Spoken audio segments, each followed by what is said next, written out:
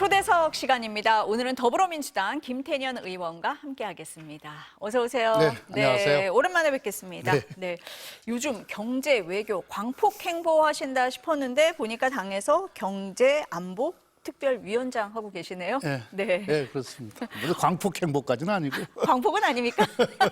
어제 보니까 뭐 국회에서 기업인들 만나셨더라고요. 네. 어떤 얘기들 많이 하십니까? 어제 만난 분들은 이제 최근에 상공회의소와 함께 워싱턴 D.C.를 방문해서 거기 정계, 재계, 뭐 주요 인사들을 만나고 오셨던 우리 주요 기업들의 글로벌 전략 책임자들, 임원들이죠.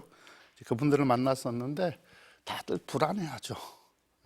또 트럼프의 정책이, 특히 통상 정책이, 또 경제 정책이 어떻게 될지 모르니까 아주 불안해하고, 그래서 기업들만의 힘으로는 이 파고를 넘기가 힘드니 정부와 또 정치권이, 국회가 함께 힘을 합쳐서 좀 총력 대응 체계를 갖췄으면 좋겠다, 이렇게들 말씀하셨고요. 저도 뭐 똑같이 그런 이야기들을 했었고요.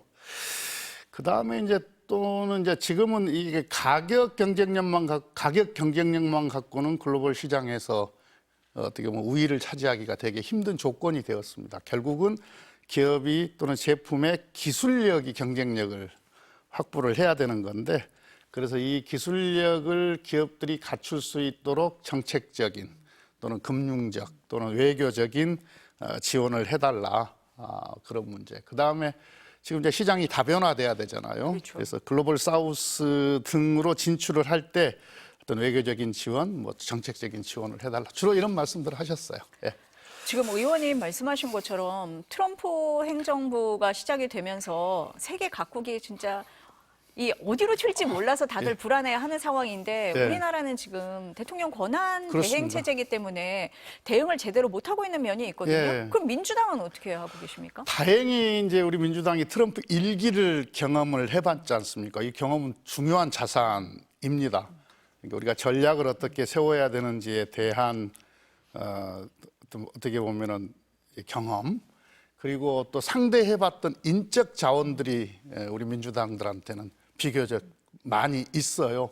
지금도 그래서 우리 민주당과 같이 하시는 분들, 우리 워싱턴 D.C.에서 이 트럼프 파고를 넘기 위해서 지금 현장에서 열심히 뛰고 계시는 분들도 있고요. 그리고 이제 또 하나는 우리가 통상 이슈를 잘 대응하는 것도 물론 중요하지만, 궁극적으로 우리가 이제 이겨내기 위해서는 우리 첨단 전략 산업 등에 있어서의 어떤 기술의 우위,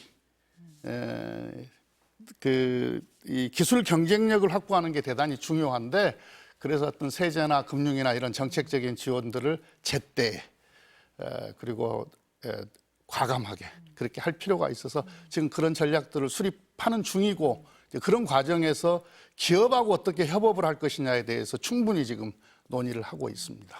그러니까 기업 혼자 할 수 있는 것도 아니고 정부 혼자 할 수 있는 것도 아니고 같이 할 수 있는 일, 그런 것들을 논의하고 있다. 그간의 반도체 경험, 특별법도 뭐 마찬가지고요. 그런 부분을 다 지금 같이 하고 있는 거다. 미국도 중요한데 중국도 우리한테 중요하잖아요. 중요합니다. 하얼빈 동계 아시안 게임 있을 때 우원식 국회의장과 함께 중국 다녀오신 걸로 알고 있거든요. 시진핑 국가주석도 같이 만나셨죠. 제가 한중의원연맹 회장이에요. 그래서 너무 위원장도 하시고 회장도 하시는 거예요? 한중의원연맹 국회 조직인데, 국회 기구인데, 그래서 뭐 재작년에도 갔었고 작년에도 갔었는데, 이번에는 마침 하얼빈에서 아시안 게임이 열려서, 그렇죠.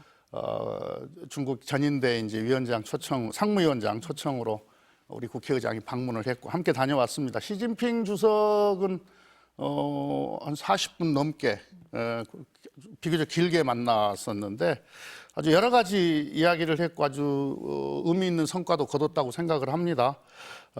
어쨌든 한중 간의 우호 협력 관계를 증진하는 것은 매우 중요하다라는 이야기, 그리고 에이펙, 가을에 우리나라에서 에이펙이 열립니다. 경주에서 에이펙 참석을 요청을 했는데, 주석이 참석하는 것은 관례다. 그래서 부처 간에 긍정적으로 논의하고 있다. 이렇게까지 답이 나왔다라고 하는 것은 매우 많이 진전된 이야기고요. 특히 이제 우리가 경제적으로 크게 관심을 갖는 문제 중에 하나가 한한령 해제 문제 아니겠습니까? 맞습니다. 근데 한중 시진핑 주석께서 한중 간의 문화교류 협력은 매우 매력적인 일이다. 혹시 문제가 있으면 해결하고 가자. 이렇게까지 이야기를 해서 이 부분에 대한 기대도 지금 생겼고요. 그리고 이제 중국에는 우리 독립운동 역사가 있는 곳 아닙니까? 그러니까 많은 사적지가 있어요. 유적지가 있어요. 이 좀 잘 좀 보존해 달라 이렇게 요청도 했고 시진핑 주석도 관심을 보였고요. 그리고 안중근 의사 우리가 지금 유해를 못 모셔오고 있지 않습니까? 이거 찾아서 모셔오는 데 있어서 주석의 그 협조를 좀 부탁을 드렸는데 이미 자기가 지시한 바도 있다고 이렇게까지 답을 줬습니다. 이게 많은 성과가 있었어요. 네. 예. 반가운 소식을 굉장히 많이 전해주시네요. 네. 그런데 우울한 거 한번 여쭤볼게요. 한국은행이 올해 경제 성장률 전망치를 1.9에서 1.5%로 낮췄잖아요. 네. 코로나 때보다 더 어렵다 막 이런 얘기가 나오는데 가장 큰 원인 뭐라고 진단하십니까? 진짜 우울합니다. 네. 예. 보면은 윤석열 정부 들어서서 재작년 23년도 성장률이 1.4 그리고 작년이 2.0이었어요. 근데 보통은 이제 1.3은 좀 처참한 성적인데 한번 이렇게 꺾이면은 그 다음에는 요 기저가 낮아지기 때문에 여기서부터 시작을 하는 거기 때문에 가파르게 우상향을 하는데 작년에 2.0 이건 사실상 1.1%대하고 똑같은 거예요. 근데 이제 올해 또 이제 1.5라고 하니까 우리 국민들이 되게 불안해 하는데 우리가 잠재 성장률이 2.0인데 이 2.0을 하회한다는 것은 우리 경제에 크게 문제가 생겼다는 거거든요. 결국은 정부 정책의 경제 정책의 실패죠. 지금 수출도 문제가 생겼고 특히 중국 시장이 그리고 내수도 부진하고 내수가 부진하니까 물건 안 팔리면 당연히 투자도 부진할 거 아닙니까? 이 삼중고인데 거기다가 이제 덮친 격으로 뭡니까 내란, 계엄 다 위헌 불법이죠. 이렇게 되니까 그냥 내수가 아주 꽁꽁 얼어붙었어요. 거기에다가 이제 이른바 트럼프 스톰, 그러니까 어떤 이 불확실성이 강화가 된 거고요. 이걸 이제 해결하려면 어떤 우리 경제에 있어서의 혁신 에너지를 대폭 끌어올려야 되고요. 또 내수 부양을 위한 과감한 재정 정책이 지금은 시행될 때다. 그래서 지금 추경을 이야기하고 있는 겁니다. 이재명 대표가 집권하면 코스피 3천 간다 이렇게 말씀을 하셨는데 근거 있는 자신감입니까? 당연합니다. 아, 그렇습니까? 민주당은 네. 3천을 찍어봤잖아요. 문재인 정부 때. 앞서서 말씀하신 우린 경험 있는 정당이다. 아니 그거 네. 실제로 그렇게 찍어봤었고 그런데 아마 이 3천은 작게 잡은 거예요. 제가 보기에는 내란 종식 그리고 어떤 이 헌법 질서 민주주의만 제대로 회복이 되어도 저는 뭐 금방 3천 갈 수 있을 거라고 보고요. 오히려 목표는 4천, 5천까지 가야 된다 이렇게 보는 거죠. 근데 이제 혁신을 통한 다시 우리가 어떤 성장의 모멘텀을 만들어내고 또 어떤 이 포용 정책을 강화하면서 어떤 이 혁신 성장과 이 포용 성장이 잘 균형 잡혀서 우리 사회를 안정적으로만 이끌어갈 수 있다고 한다면 저는 우리 주가가 워낙 또 저평가되어 있는 것도 사실이고요. 그래서 뭐 3천 이상은 금방 갈 거라고 봅니다. 지금 의원님이 말씀하신 민주당에서 하고 있는 이런 정책들 또 이재명 대표가 얘기하고 있는 중도 보수 얘기가 그럼 중도층에 긍정적으로 작용하고 있다 이렇게 평가하십니까? 예, 저는 그렇게 요즘 그런 이야기를 많이 듣고 있습니다. 뭐라고들 하세요? 그러니까 민주당이 경제와 관련한 어떤 관심 그리고 현실적인 정책들 또 실효적인 정책들을 많이 이야기해주고 또 실제로 진정성을 가지고 해결하려고 하는 모습이 보기 좋다, 든든하다, 안심된다 이런 이야기 많이 합니다. 여권에서는 발바꾸기다, 당내에서는 또 당 정체성에 대한 비판 뭐 이런 것도 나오잖아요. 경제 정책에 실패한 정당에서 그런 이야기를 할 자격이 없는 거죠. 그리고 지금 대한민국이 처해 있는 현실에 맞는 그런 처방들을 하고 있는 거예요. 어떤 몸 상태에 따라서 처방이 다르듯이. 그 앞서서 반도체 특별법 말씀하셨는데 여당에서 공격하는 점이 하나가 또 주 52시간 예외 조항 뺀 거 봐라. 민주당은 오락가락한다 이렇게 비판을 하잖아요. 국민의힘이 오락가락해요. 그 터무니없는 소리예요. 반도체 특별법은 52시간 예외 조항이 핵심이 아닙니다. 그게 뭡니까? 쟁점이 아니에요. 그 반도체 특구의 이제 인프라 기반 시설을 만드는데 개별 기업들이 하려면은 돈도 많이 들어갈 뿐만 아니라 시간이 많이 걸리거든요. 이걸 국가가 어떻게 책임을 강화할 것이냐, 국가 책임을 어떻게 강화할 것이냐 하는 문제 신속하게 구축해 줘야 되잖아요. 이게 네. 시간 싸움이니까.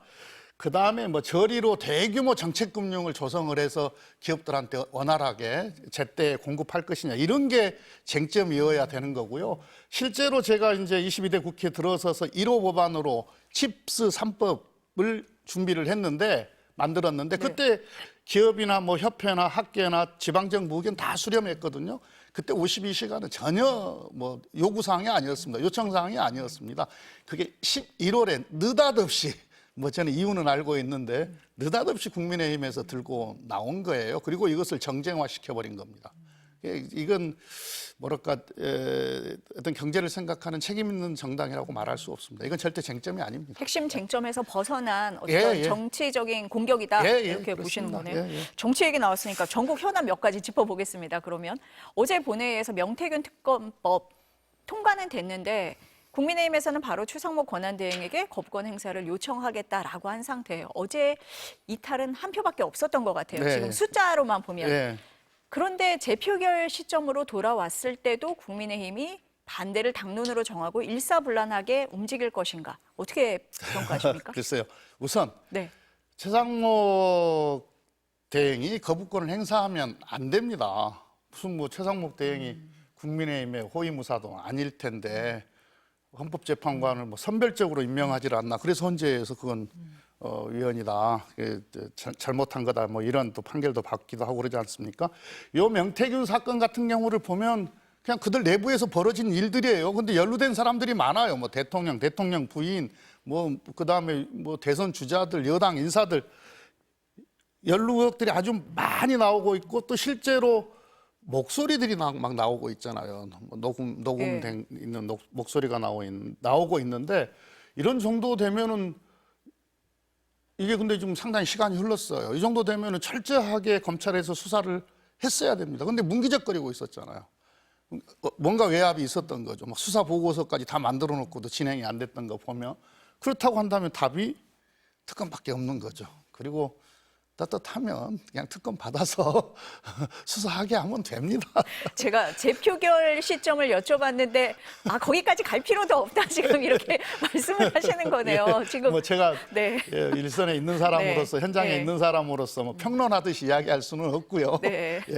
최상목 권한대행이 거부권 행사하면 안 된다. 안 된다. 그게 먼저다. 우리가 지금 최상목 대행이 뭐 이뻐서 지금 놔두고 있는 게 아닌데요. 그 양반은 지금 경제정책 실패에 대해서 책임을 져야 되는 양반이에요. 그다음에 이 내란 사태와 관련해서도 큰 책임이 있는 사람입니다. 질문을 잘못 드린 것 같아가지고 다음 질문이. 그럼 다음 질문. 이재명 대표가 각종 여론조사에서 1위를 달리잖아요. 그렇게 고수하고 있는 가장 큰 이유는 뭐라고 보십니까? 어저께 어떤 방송에 나와서 이재명 대표가 아주 겸손하게 이야기를 하던데 어쨌든 이재명 대표의 정치 역정에 대해서 우리 국민들께서 공감해 주시는 거 아니겠습니까? 거기에다가 이제 이재명 대표는 일을 했던 사람이잖아요. 성남시장, 경기도지사 뭐 이런 과정들을 우리 국민들이 다 지켜봤고 그때 이제 보여준 어떤 행정력, 뭐 또 정치력, 추진력 이런 것들에 대해서 국민들이 인정해 주고 계시는 거 아닌가 이렇게 생각이 되고요. 그다음에 또 당에 와서는 총선 승리라고 하는 구체적인 실적도 냈고 그리고 또 하나는 이제 어떻게 보면 정권 교체에 대한 우리 국민들의 열망 이게 또 그 어떤 지지도를 높게 나오고 있는 요인 중에 하나가 아닌가 싶어요. 그런데 오늘 낮에 우리 기자들한테 들은 이야기인데 우리 정치부 기자들 이재명 대표한테서 지도자의 리더십이 보인다 이렇게 이야기를 하더라고요. 어떤 부분에서 지도자로서 국가 경영에 네. 국가 경영을 하는 데 있어서의 잘할 수 있겠다 이런 리더십이 보인다 이렇게 이야기를 하더라고요. 어떤 점 때문에 주로 그렇게 평가를 했을까요? 최근의 행보를 다 그렇게 평가를 하신다? 매우 책임 있게 무게 있게 또 균형 있게 그렇게 하고 있잖아요. 그럴 때마다 국민의힘에서 공격하는 게 사법 리스크 아닙니까? 예. 그럼 어떻게 답변하시겠습니까? 글쎄요, 그 사람들이 이제 기대이겠죠. 저희는 뭐 물론 뭐 이게 선거법과 관련해서는 무죄를 기대하는 거고요.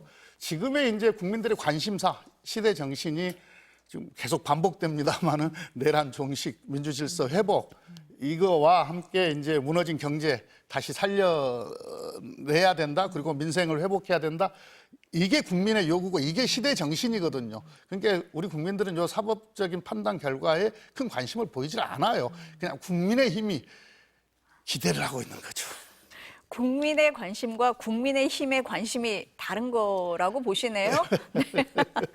이재명 대표가 최근에 그 비명계 인사들을 계속 만나고 있잖아요. 네. 어제 임종석 전 실장 만났고 오늘 김동연 지사 만나는 걸로 아는데 어떻게 보십니까? 그 부분은? 아까 그분 이제는 네. 국민의힘이 기댈 건 그거밖에 없어서 그러는 거예요. 그러니까 되게 실력 없는 집단입니다. 당연히 네. 여러 사람들 만나는 거 잘하고 있는 거고요. 네. 또 중요한 일입니다. 당에서 대표하고 다른 좀 주장을 하시는 분들, 또 다른 견해를 갖고 계신 분들, 때로는 또 경쟁 상대들도 만나서 늘 대화하고 이런 건 너무 중요한 일이에요. 그것도 너무 중요하고 당연한 당연하다. 네. 일인 거기도 하고요. 네. 심지어 비판하시는 분들까지도. 네. 그런데 이제 언제나 그렇습니다만은 치열하게 경쟁하고 또 그 경쟁 결과에 따라서 승복하고 그리고 조건 없이 협력하고 뭐 이런 질서들 이런 문화만 잘 발휘되면 저는 좋다고 봅니다. 쓴소리 가장 많이 하시는 분이 임종석 전 실장이신 것 같아요. 어제 이 대표를 넘어서려는 분들을 지지하겠다라고 말씀을 하셨는데 어떻게 해석할까요? 글쎄요. 그러니까 아마 그런 거 아니겠어요? 그러니까 이게 당 내에서 치열한 경쟁이 그리고 아까 말씀드렸던 승복과 협력 이런 과정들이 오히려 본선 경쟁력을 높일 수 있다. 이렇게 또 판단하는 것일 거고요. 또 하나는 당의 당이 좀 다양했으면 좋겠다 이런 또 바람 그런 게 그렇게 표현되는 거 아닌가 싶은데요. 예. 의원님이 보시기에는 뭐 쓴소리가 아니라 약이 되는 소리다 그렇게 보시는 겁니까? 그런 소리도 그렇게 이야기하는 사람도 있는 거죠. 다양한 목소리가 있는 게 당연하다, 들어야 된다라는 말씀이신 거네요. 한동훈 전 대표 행보는 어떻게 보십니까? 뭘 어떻게 봐요? 별로 평가할 게 없던데. 왜요? 책 내신 다음에 본격적으로 뭐 다양한 목소리를 내고 계신 거 아닙니까?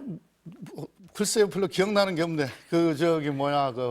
무슨 계엄 이야기를 또 했던데, 누가 잡으면 계엄할 것이다. 이재명 대표 공격한 거 말씀하시는 거네요? 네. 아이고, 자기 이야기를 해야지. 그건 어떻게 그런 걸 상상을 해요. 국민의힘 의원들도 그런 얘기 안 하거든요.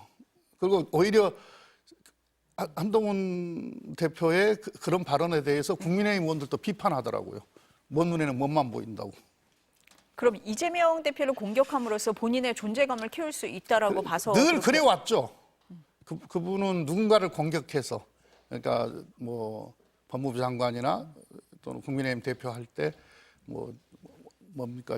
민주당 비판하고 그리고 이재명 대표 비판해서 어떤 자기 존재를 만들려고 했었던 분 아닌가요? 네. 그렇습니다. 별로 평가할 게 없는 것 같아요. 그럼 지지도도 잘 안 나오던데. 평가를 안 하신다. 그럼 한동훈 전 대표가 내놓은 개헌 카드는 어떻게 보세요? 그렇게라도 이야기해서 좀 주목 좀 받아보려고 하는 거죠. 너무 평가를 안 해주시는 거 아닙니까? 의미 들질 아닙니다. 의미 안 드시겠다. 마지막으로 하나 여쭤볼게요. 내일 3.1절인데 그 탄핵 찬반 집회가 격렬하게 일어날 것 같아요. 그 부분은 어떻게 좀 어쨌든 보세요? 네.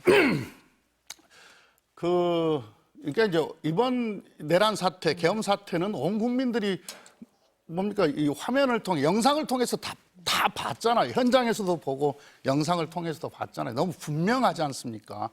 이 분명한 위헌과 또는 불법 행위에 대해서 탄핵 반대하시는 분들도 좀 인정해 주셨으면 좋겠어요. 이렇게 보고 싶은 것만 좀 보지 말고. 그러나 어쨌든 그렇게 두 군데에서 집회가 열리고 있다라고 하는 것은 되게 안타까운 일이고요. 이건 이제 이 사태가 빨리 마무리되고 이제 판결 나면서 정리가 돼야 될 거라고 봅니다. 그러려면 정당의 역할이 대단히 중요합니다. 지금처럼 하면 안 됩니다. 이렇게 승복하고 이제는 우리가 대선 기간에는 정상적인 경쟁을 하자라고 국민들께 요청을 드려야 되는 거고요. 그리고 이제 우리가 그러니까 민주적 질서, 네. 예, 헌법과 법령이 정한 우리 국가의 어떤 운영과 관련해서 존중하자라고 하는 호소들을 책임 있는 정당이면 저는 해야 된다고 보는데 오히려 지금 국민의힘이 어떤 뭡니까 이 승복하지 않으려고 하는 태도를 보이는 것이 어떻게 보면 탄핵 반대에다가 막 불을 지피고 있는 거 아닌가? 또는 그 규모가 커지니까 또 국민의힘이 거기에 얹어지려고 하는 거 아닌가? 타고 가려고 하는 거 아닌가? 뭐 이런 안타까움은 있어요. 예. 국민들이 보시기에 이게 국론이 분열되는 모습은 보고 싶지 않은 모습이거든요. 예, 정치적 네. 양극화는 네. 이제 원인을 따지자면은 조금 이야기를 길게 해야 돼. 구조적인 문제는 네. 좀 이야기를 길게 해야 되는 거라서 오늘은 네. 시간이 없죠. 네.